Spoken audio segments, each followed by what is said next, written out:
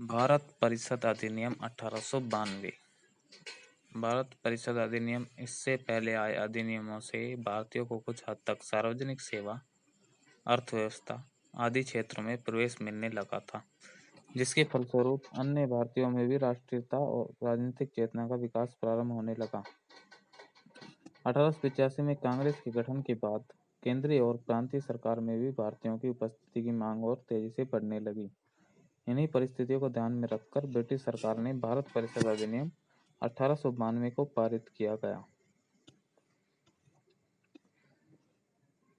इसके प्रमुख बिंदु निम्नवत हैं। इसने विधान परिषद के कार्यों में वृद्धि कर उन्हें बजट पर बहस करने और कार्यपालिका के प्रश्नों का उत्तर देने के लिए अधिकृत किया, परंतु कार्यपालिका से पूरक प्रश्न पूछने और मत विभाजन का अधिकार नहीं दिया गया।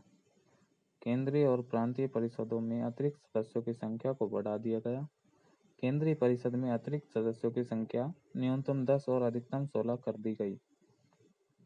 प्रांतीय परिषद में अतिरिक्त सदस्यों की संख्या में वृद्धि की गई। बम्बई और मद्रास में संख्या 20 एवं उत्तर प्रदेश में 15 कर दी गई।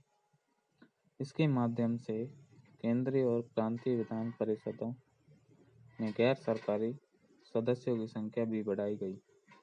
हालांकि बहुमत सरकारी सदस्यों का ही रहता था, 2/5 सदस्य गैर सरकारी होना अनिवार्य था।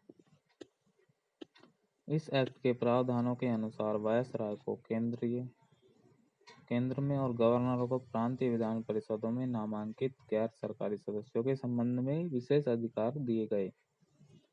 इसमें केंद्रीय विधान परिषद और बंगाल चैम्बर ऑफ कॉमर्स में गैर सरकारी सदस्यों के नामांकन के लिए वायसराय की शक्तियों का प्रावधान था। प्रांतीय विधान परिषदों में गवर्नर, जिला परिषद, नगर पालिका, विश्वविद्यालय, व्यापार संघ, जमींदार आदि की सिफारिशों के आधार पर गैर सरकारी सदस्यों को नामांकित कर सकता था।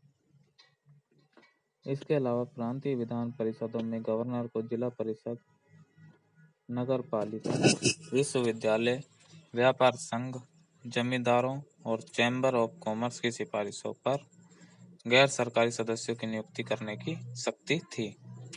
1861 के भारत परिषद अधिनियम के प्रावधानों के अनुसार विधान परिषद में नियुक्त किए गए गैर सरकारी सदस्य, जो मुख्यतः राजा रजवाड़े, बड़े जमींदार एवं अवकाश प्राप्त अधिकारी होते थे, भारत की सामान्य जनता से सामाजिक जुड़ाव स्थापित कर पाने में असमर्थ थे।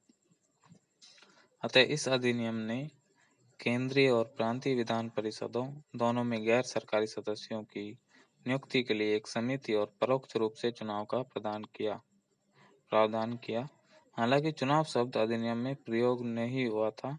निश्चित निकायों की सिफारिश पर की जाने वाली नामांकन की प्रक्रिया कहा गया।